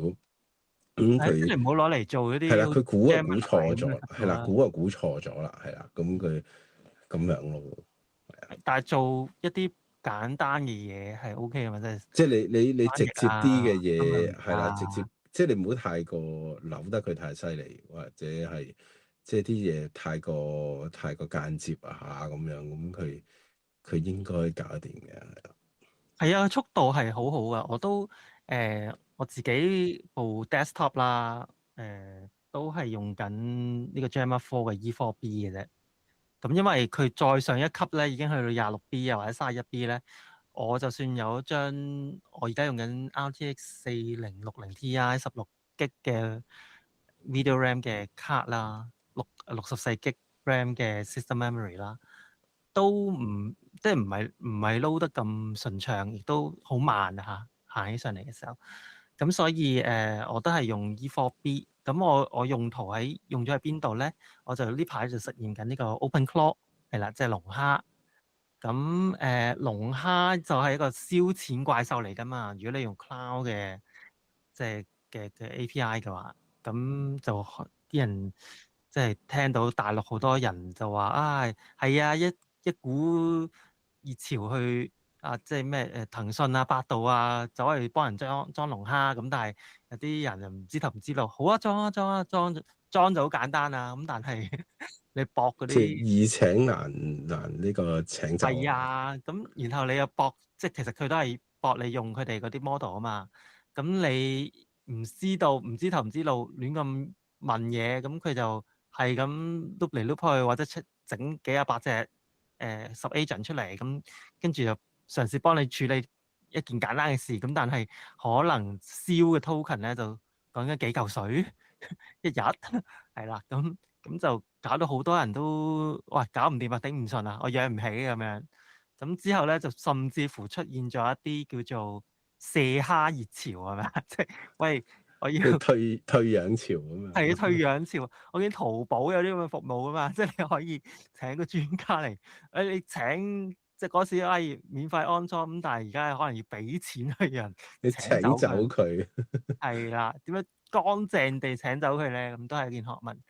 咁但係如果你話，有一陣嘢係可以喺 local 度處理咗先，其實你可能大部分人嘅一啲日常嘅需要係唔係真係需要到咁高智能咧？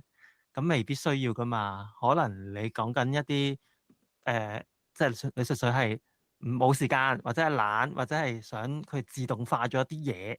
咁嗰啲嘢，嗰啲工作相對嚟講唔算好複雜嘅話咧，你拆得細嘅話，其實一啲細嘅模型都可以處理得到嘅。咁正正咧就係你而家咧就可以用Gemma 4呢一類咁樣嘅相對本地啲細啲嘅模型咧，都已經可以駁到龍蝦去做嘢喎。而且你淨係需要俾電費啫，你唔需要俾任何 cloud 嘅 subscription 啦，唔使 cloud API 啦。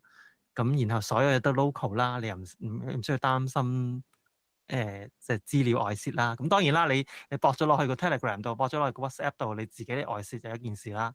咁但係起碼佢處理嘅過程之中，就應該除非你部機俾人 hack 咗啦，否則嚟講都算係安全嘅。係啦，咁而且咁我即係用呢個 E4B 呢個 model 咧，好快喎，又係好似你咁嘅體驗喎，真係又係秒答啦。然後佢嘅智力咧，我覺得佢係似我會形容為呢個啱啱中學畢業揾緊暑期工嘅 intern 咯，係啦，即係一啲情況下佢係好有 ego 嘅。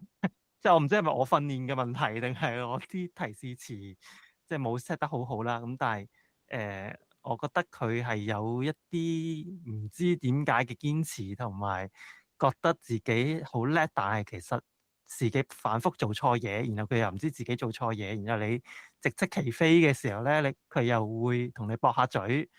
咁但係你再搲爛塊面咧，佢又會沙冧咁樣咯。但係曬完冧咧，佢又唔係好記得佢做過啲乜，或者啱嘅嘢應該係點做，咁你又不斷咁反覆提佢，咁係即係如果你有啲複雜程度高少少嘅情況咧，一啲低 parameter 嘅 model 咧就會有呢啲咁樣嘅問題啊嚇，可能個 context window 即係承受唔到咁大量嘅資訊啦，可能考慮到中間一個點嘅時候，就之前嗰啲記憶就會冇咗啦，咁之類處理，咁所以就有一啲 So 咁嘅 here you are 建議 looking 咯 at 即係 Hot 唔好要 Wheels 求太高。 Sizzlers, a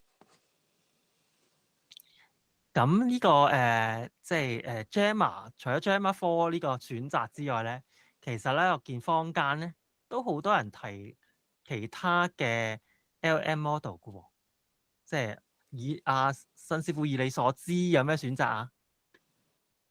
冇咁即係如果較早之前咁樣，即係可能係咪叫上一代咧嘅技術，可能就會係 local 行，又可能玩 Ollama 咁樣啊嘛。係啊，Ollama 係啦，咁但係即係 Ollama 最近就好似即係掉咗啦。佢技術上好似就冇Google 呢邊咁即係咁新咁 fancy 啦嚇。咁如果你話再之前啲就可能係呢個 OpenAI 嘅呢個嘅 OSS 版本嘅 GPT 啦，係咪？係 GPTOSS 係啦，咁跟住即係剩低落嚟嘅咧，就係一啲即係內地嘅朋友仔嘅呢啲嘅各大廠商出嘅呢啲嘅model 啦。咁即係可能係Minimax 啊，可能有間天叫文啊，千文啊，阿里巴巴咁嘅天文嚇，又或者係咪有間好似有個叫 GLM 咁樣啊嘛？係啊，係 Set AI 啊，智譜科技，好似香港有上市添嘅。係啦，咁呢啲咯係嘛？係我有冇數漏啊？都有好多咪 Kimi 啦，有個係咪啊？係啦，咁我自己咧就都有用另一款，我試嘅啫嚇，我未真係好詳細咁樣去研究佢邊個好邊個唔好啦。感覺上都唔差嘅，就係最近老王都有出喎嚇，NVIDIA 咧有個叫 Nemotron 嚇，Nemotron 3 Nano，咁都係4G 幾嘅 model 嚟嘅啫，咁又係可以好快咁樣俾到 response 嚟咯，係啦。咁所以即係有好多唔同嘅 model，但係佢哋嘅性能或者佢哋嘅強項有啲唔同嘅，即係有啲咧就叻喺寫曲啦，嚇，有啲咧就叻喺即叫工具啦，即係召喚啲唔同嘅工具啦，有啲就全面啲嘅啦嚇，理解多啲成個 context 啊，宏觀啲嘅嚇，譬如千問啊呢類咧就係全能啲嘅。咁有啲咧，譬如 Gemma 4呢啲咧，就係 multi-modal 勁啲嘅，即係多模態啦，所謂嚇相啊、片啊，片唔知得唔得嚇？片應該唔得，係啦，但係聲音啊，咁都係 OK 嘅。咁所以就要視乎你究竟即係個需求係攞呢啲 local 嘅 model 做啲咩啦。咁 so far 就唔係好見有啲 model 咧係好強調生圖嘅能力嘅，即係解圖能力有，但係即係 generate 啲圖嘅能力咧，都仲係依賴翻其他 stable diffusion 類嘅東西啊，咁去做咯。咁但係你話呢啲咁樣嘅普通嘅 LM model 可唔可以 gen 幅圖出嚟咧？佢未必好 local 可以做得好好咯。咁所以而有好多時候頭先講嘅呢啲大陸嘅 model 啦，仲有 DeepSeek 啦，當然係咪？即係一個耳熟能詳嘅 model 啦嚇。咁佢都有好多版本嘅，即係咩 V3.2 有 R1咁。咁亦都有唔同大細啦。咁啲大陸製嘅 model 嘅強項係乜嘢咧？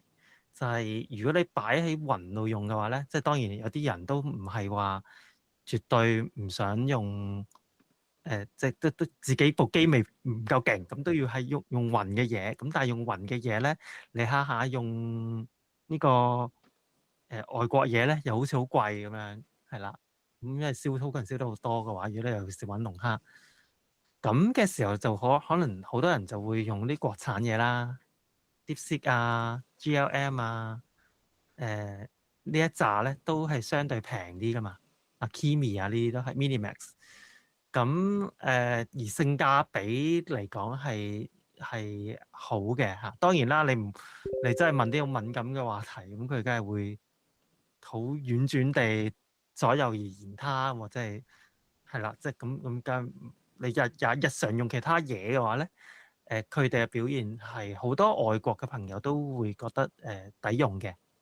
咁當然啦，你想本地部署，咁你都可以部署喺你自己嘅雲度咯，即係你將個 model 擺去你自己嘅私有雲你自己嘅 cloud set up 都得噶嘛。你唔一定用自己部即係諗一部幾皮嘢嘅機128 G RAM 咁，你當然可以咁做喺屋企即係真係好 private 咁樣去 run 啲 model 都冇問題。咁但係好多人可能小團隊啲 startup 又要用 AI 做嘢咁又俾唔起咁多錢去燒 Claude 或者燒其他Gemini 啲 advanced 嘅 model，咁嘅時候咪用呢啲方法咯。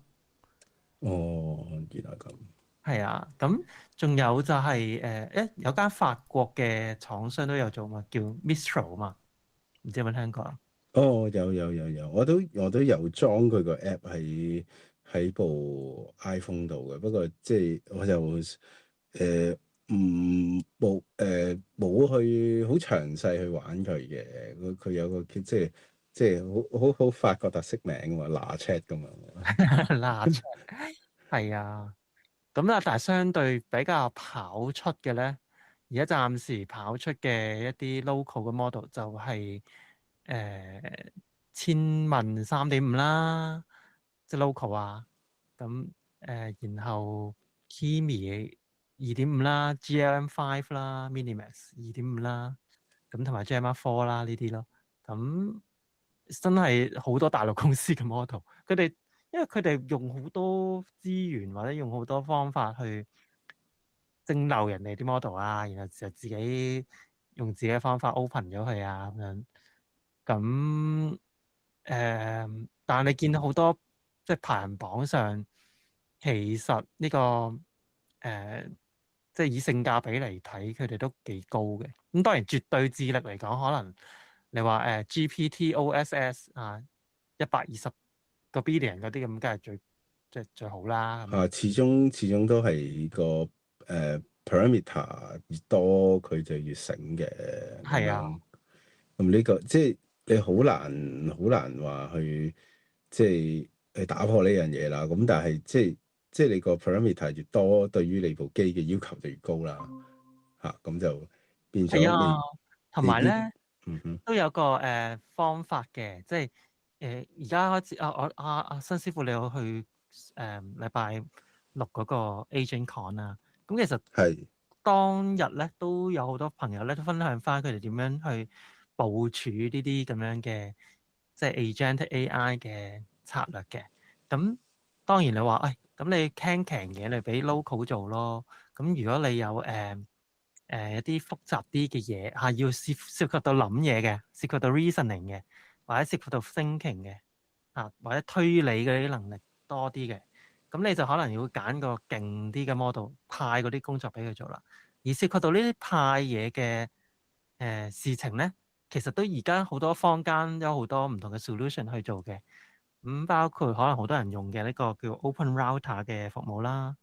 咁又或者甚至乎龍蝦自己亦都有啲咁樣嘅機制咧，係去即係 set 翻我究竟問呢樣嘢，而家問緊嘅嘢需要幾多 thinking 嘅 level 嘅咧？咁佢又可以 set 翻某啲 model 咧就係擅長 thinking 嘅，某啲 model 咧就擅長即時反應嘅，有啲 model 係擅長 coding 嘅。咁你可以因應唔同嘅需要咧，你可以指派唔同嘅 agent 咧，去用唔同嘅 model 去處理你嘅問題咯。咁然後你再匯總翻唔同嘅 agent 跑咗，即係問咗唔同嘅 model 之後嘅一啲 output，然後再整理翻一齊 present 翻份嘢俾你。咁呢個都係一個而家嘅大趨勢咯，即係叫做混合 model 應用，然後有策略地去因應每個 model 嘅特性嚇，即係佢嘅性價比嚇，佢嘅硬體要求同埋你嘅需要，咁點樣可以處理得到速度、價錢同埋能力三樣嘢都處理得到咧咁樣。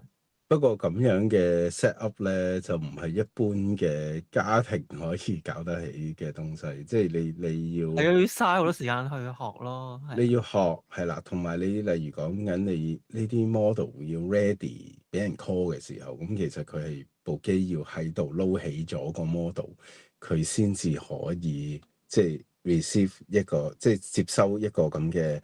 即係所以好多人咧 request 啊，咁樣其實咁你係好多部機坐喺度，亦都唔係，即係好多人咧係會用呢個 VPS 啊嘛，即係 virtual private 係咪 virtual private server 類似啲咁嘅嘢啦。總之雲上面有部機有部 VM，咁用佢嘅算力去幫你起呢個 server 咯。咁但係嗰個 server 係你嘅啊，即係你自己嘅。咁當然咧要俾月費啦，或者要俾按流量收費。係一嚿錢嚟嘅，即係唔係話完全免費咁，但係你可以自己揀話我用一啲即係 open 啲嘅模型喺你純粹係因為算力搞唔掂，咁你咪即係你唔需要用啲最 top 嘅一啲嘅算力，或者你起即係你就算用雲嘅 server 係啦，咁你都可以。adjust 佢嗰個 VRAM 啊，或者 adjust 佢究竟我揀邊張嘅 display card 去做嗰個加速咁樣，咁變咗即係你控制到嗰個嘅成本之餘，你可能喺 upfront 你唔需要買咁多部機。去為咗去做一個咁嘅測試，咁你可能即係去租一段時間呢啲機，啲時間試下先咯。係啦，試咗即係你係做測試階段，你可能就係租一部。如果你話我 fully blown 嘅時候，咁就話即係如果講緊話我有5-6個種 model 喺度 run 緊嘅時候，咁你咪直租5-6部呢啲咁嘅機，咁即係細細地，淨係 for 一個咁嘅 usage 去做，都未必話係個成本上好強大嘅，即係一個即係你相對比起用呢個即係 cloud 嗰個費用嚟講，你攤分啲嘅係啦，攤分咗你可能會係咪有預算啲咯？你可能係即係租呢啲 VPS 嘅可能會係比較 fix 啲嘅價錢，月費咯，即係你話即係你呢啲嘅 VPS 就係月費，通常用月費計啦。咁即係有啲就會係計流量嘅，咁係或者計你個 CPU time 嘅。咁亦都有係話我租部機俾你，你部機長開係啦幾多個鐘，咁就收幾多鐘有錢咁樣，係咯。係啊，所以我覺得又 OK 喎，即係自己因住自己嘅需要咧，可以試下，起碼你唔使一下子投資咁多先啦。當然你話我冇所謂嘅，錢唔係問題，咁你可以揼幾皮嘢嚇。有啲咩選擇啊？而家啊，新師傅 local，我有幾皮嘢唔緊要啊，我出咗花紅咁樣啊，我哋大家。如果你話幾皮嘢嘅，即係 local 真係完全 local 唔租機嘅選擇，咁你咪整部NVIDIA 嘅 DGX Spark 或者佢啲失散咗嗰啲兄弟咯。係啊，DGX Spark 係有好多代工廠去，即係都係用翻嗰粒 Blackwell 去做，係啦。咁就有少少唔同 config 啦，可能即係嗰粒 U 一樣嘅，但係 RAM 啊或者嗰啲 SSD 就大家自由 RAM 發都好似都係揮咁樣。128G 嘅，係咁多個兄弟姊妹都係，咁但係SSD 咯係。就大家可以自由發揮嗰個 storage 究竟多定少啦，咁樣啊嘛。係啦，同埋你頭先都有問一個好有趣嘅問題，我頭先走去查就係、咦佢可以雙春嘅喎，即係可以合併嘅喎。係啦，即係兩部機係可以透過一個叫 Connect X 嘅界面咧，將兩部機駁埋一齊，咁就一架就128G RAM 啊，咁兩架就256G RAM 啦。咁啊，只不過咧個價錢你兩部咁計啊呢排。咁就兩部嘅價錢啦。咁講緊如果係 NVIDIA 自己嗰部就講緊係都3萬幾啊？係3萬幾一部，咁你兩部砌埋，咪大概7萬幾咁樣咯，係啦。係咁就啊，跟埋嗰條 cable 係嘛，即係有啲廠就係啦，都有呢啲咁嘅組合。我哋啱啱好似望到就話好似係咪 MSI 定係邊隻 MSI 又有出啦，華碩有出啦係，Dell 有出啦，Lenovo 都有出嘅。咁係啦，留意下呢啲電腦咧，行嘅系統咧，唔係 Windows，唔係係 Linux 嚟嘅。係佢 NVIDIA 特製嘅 Linux 嚟㗎嚇。嗯，所以你唔好諗住，即係可以攞嚟做其他嘢啊，或者即可以，但係你要有翻一定程度嘅技術背景咯，係啦。係啦。咁另外一個選擇咧，即係又係256G RAM 咧嘅選擇咧，差唔多價錢。其實都有128G RAM 嘅選擇嘅，即係講緊就另一個陣營啦，就係講緊呢個 Apple 嗰邊咧，其實佢部 Mac Studio 咧，其實都係一部 AI 神器嚟嘅，只不過就當然佢嘅跑 AI 嘅速度咧，佢依家講緊你最貴嗰部都係講緊係 M3 Ultra 啦，咁都係主打就話佢個 memory 夠大啦。咁佢一部機可以最多256G RAM 啦，以前就有512G 嘅 option 嘅，不過即係你512G嘅 option 就依家可能即係 RAM 太貴啦，佢掹走咗呢個 option。咁如果唔係咧，你淨係純粹針對256G RAM 咧，咁佢又好似係相對地平啲啲嘅選擇啊，即係好似係大概5萬幾蚊一部嘅。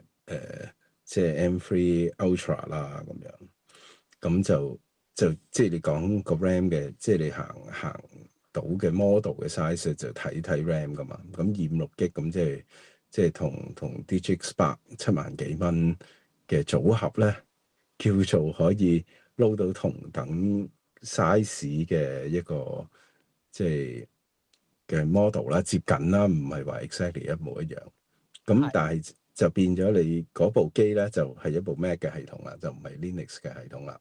係。咁同埋就係你部 Mac Studio 咧，你就亦都有其他可以有唔同嘅用途啦。剪片啊，咩啦，係啊。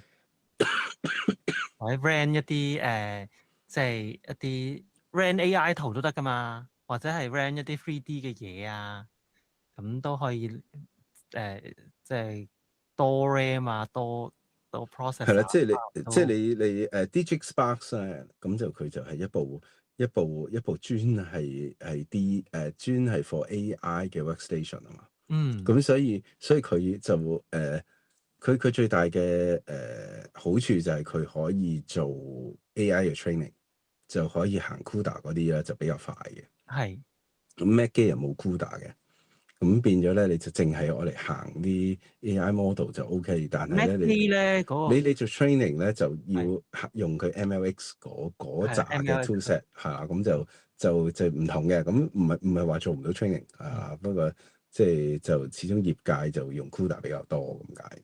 係啊，喂，咁又都 OK 喎，Mac 好似都幾吸引，不過咧，哎呀，荷包緊絕啊！有冇啲再平啲嘅選擇啊？有冇啲兩皮幾嘢有㗎啦？咁兩皮幾嘢嘅選擇就 AMD 咯，係咪 ？AMD 嘅陣營咧，Soma yes，Soma 係啊，Soma嗰邊嗰啲機咧，咁就亦都有好多選擇嚇。講緊亦都係一個 PC 陣營啦嚇，咁就係好快喎，係咪啊？佢啲機應該即係佢又係冇 CUDA 啦，係啦，即係佢嗰啲 display 卡亦都係唔係即係 NVIDIA 嗰啲咁嘅速度咁樣佢啦。嗰個AMD 極版嘅類 CUDA 嘅東西，佢有個名嘅，好巧口嘅嗰個名，亦都好似有啲尷尬嘅。佢叫 ROCm 係啦，ROCm 嘅。咁係類似 CUDA 咁樣嘅東西啦。咁 ROC 係大寫啊嚇，M 係細寫啊嚇。佢呢個 software 上嘅 stack 咧就係幫手去有一堆工具啊、library 啊、compiler 咧，你係可以訓練啲 AI 嘢嘅。咁當然啦，CUDA 就變咗係即係一開始就已經用緊嘅嘢啦。咁但係好似都聽過有一啲 open source 嘅 project 可以即係中間有啲 conversion 可以 convert 翻啲 CUDA 去翻 OCM 嘅，係啦。係咁，不過即係如果你話純粹愛嚟 run model 都得啲 AI model 嘅，咁就 AMD 呢個都可以係一個較平嘅選擇嘅。講緊係嘛？不過佢就好似通常見到嘅選擇都係講緊128 GB RAM 咁樣啦，跟住就你可以最多介好似大概196啊，好似係96 M 啊，係嘛？係啊，96 GB 係96 GB 嘅 memory 做 video RAM 咁去行呢啲 AI model 咁樣，咁變咗係啦，叫即係你做行到，但係你未必行得好快咯。係啦，一來就未必行得好快啦，二來你亦都唔會好似NVIDIA 嗰啲 DGX Spark 嗰啲咁 dedicate for AI 嘅 usage 啦。咁你嗰部 AMD 你亦都可以用嚟打機啦。咁當然係啦。咁即係最大好處就係你可以拿嚟打機啦，亦都甚至你再高興嘅，你亦都可以插 G 呢個 eGPU，sorry 係 eGPU external 嚇。要有個 Oculus 嘅 port 先可以做到呢樣嘢嘅。咁呢啲機咧，多數咧即係頭先阿新師傅講嘅嗰啲機咧 ，AMD 嗰粒 CPU 咧就係 Ryzen AI Max Plus 395，係啦，呢個系列嘅GPU 啦，通常就會頂配就係128 GB 嘅 LPDDR5X 嘅 RAM 啦。咁有幾間廠都有出呢啲嘢嘅嚇，咁不過好多都係大陸廠添喎，係咪咩GMK Tech 啊，咩 Minis Forum 啊，呢啲都係迷你 PC 箱仔嘅一啲咁嘅 form factor 咯，係啦。咁啊，仲有冇其他選擇咧？你估？仲有冇其他選擇啊？唔知喎，即係我冇呢方面嘅研究。你真係達姐，你介紹下啦。你睇笑啊，陳生啊，又係你啊，陳生。陳生嗰間公司咧，呢排咧佢哋都即係急起直追啊！即係 Intel 啊講緊。咁 Intel 咧，其實佢哋即係有啲即係叫做 ARC 嘅系列嘅 display 卡咧，係開始係有一啲俾人覺得，咦，都好似性價比唔錯嘅一啲大 RAM 啲嘅 display 卡嘅選擇。咁當然呢個唔係一部即係 stand-alone 嘅電腦啦，係要自己有部座台機嚟砌機。即係終於出 display 卡咯，即係佢佢一路都有嘅。唔係即係或者佢即係呢個獨立顯示卡嚇，呢個係啦。即係今次係呢個特別受到注目嘅呢個嘅型號係嘛？係啦，平啲咯，會有啲叫做，因為佢始終真係市場上唔係咁熱鬧啦，係啦。咁所以佢就優惠啲啊，俾多啲 RAM 你，咁跟住就可以即係叫做跑到啲 model。佢有啲卡係24 GB 嘅 GDDR6 嘅 RAM 嘅，係啦。咁所以你話有啲人咧就會插幾張咯。因為佢平㗎嘛，係 ARC Pro B 系列，佢其實有唔係話好平，只不過係平過 NVIDIA，因為冇人係咯，搞，係啊，即係低成本嘅玩法啊，相對係啦，地，唔係即係如果你話PC 陣營咁樣，你即係佢只用嗰唔太慢咁，但係佢如果佢可以突破到某方面嘅限制，咁其實可能係咯，即係你就會見到有人玩咯。係啊，佢有一隻係B70 Creator 系列係直情 ASRock 出嘅，就係32GB VRAM 嘅，賣緊9499啦，喺呢個香港嘅飛馬嗰度，係啦，咁都可能即係以 VRAM 嘅呢個數量嚟計啊，可能都唔會話貴過 NVIDIA 嗰啲系列啦嚇。咁所以即係大同埋家有冇咁多人同你搶咁樣係嘛？係應該有貨嘅，係啊。因為我睇翻，如果你話 NVIDIA，你講緊即係5090香港其實唔知有冇得買嗰啲咧，5090嘅32GB咧，喂3萬幾蚊個都。咁咪整3-4張呢個 Intel 嘅咁跟住砌落一部機度，雖然好食電咁可能，但係可能即係個 VRAM 可以堆到好勁係嘛？係啊，咁你咪係咯，堆到好勁咯，可以。咁當然你要有 software 去。喂，同埋你個底板有冇咁多個 slot 可以擠到啦？OK。係呢個都係一個學問嚟嘅嚇，自己研究下啦。我唔係好識啊，你底板呢方面嘅嘢。咁但係應該要有足夠嘅 PCIe bandwidth 去做得到呢件事，同埋個 power 都要好勁喎，因為 GPU 好食電噶嘛。呢隻 Intel 嘅 U 咧，即係 GPU 咧，都要160至290W 電啊！咁你整兩張都600幾火喎，咁即係你連埋所有嘢咁樣連埋你部底板啊 U 啊，咁你可能600幾700火喎，咁講緊即係一個火爐喺你台頭咁樣。為咗玩呢個 local 嘅 LM， 唔知咧，即係一開出嚟就咁樣，好嘈啊！咁你不如買部嗰啲咩算啦，係咪？買部 Spark 算係咪？係啦，咁不過都係佢嘅優點嚟嘅，可以咁講係嘛？即係豐儉由人，大家可以自己自行選擇，自己去研究下邊啲組合啊。利益申報啊！我咁多樣嘢都冇買啊，冇係啊，我哋全部都冇啊。錢買，大家咧嗱有聽眾啊，真係喺呢方面嘅專家。即係如果真係買咗一樣，我哋可以見識見識啊。係啦，有投資到落去呢啲咁樣嘅咁犀利嘅科技咧，我哋都想見識下嘅。咁可以係咯，喺我哋個 Telegram 嘅 AI 嗰啲 group 度啦，可以傾下啦。咁另外就茶敘啊，唔期望你帶部機上嚟，但係喂，分享下啲經驗啊，或者係 remote 落去玩下都好喎。如果有幸有部咁嘅嘢。即係小弟比較窮嚇，咁暫時都係玩緊部幾年前嘅呢個M1 Pro 都係講緊32GB RAM，係啦。唔係或者買部勁啲嘅 MacBook 咯，咩 M5 Max 跟住對高啲個 Unified Memory。係啊，我都有少少後悔冇買到 Max 咯，因為真係快好多。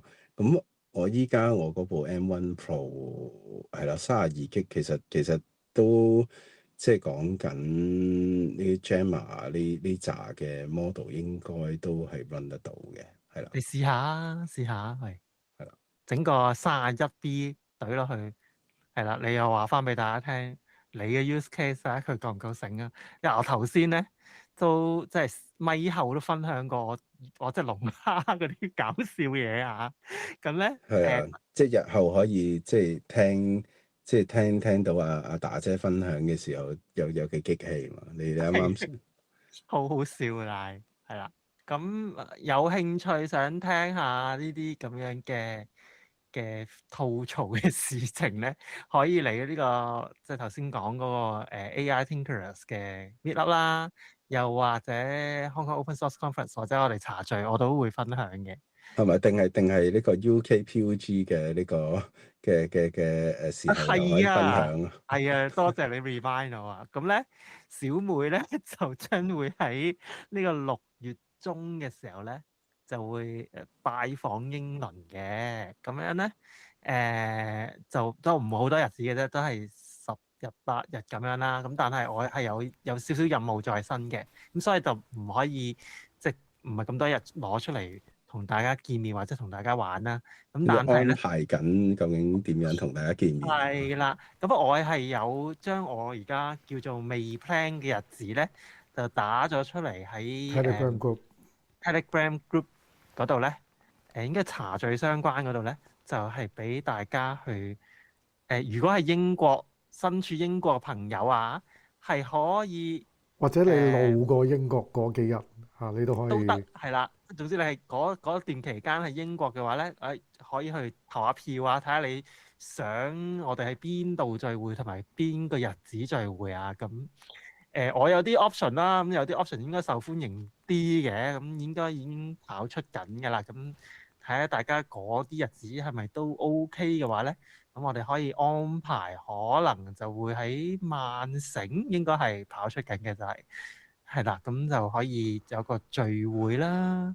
咁但係具體嘅日子啊、時間、地點就要再定啦。咁但係大家喺英國嘅朋友，如果想聚一聚，咁可以去投下票啦。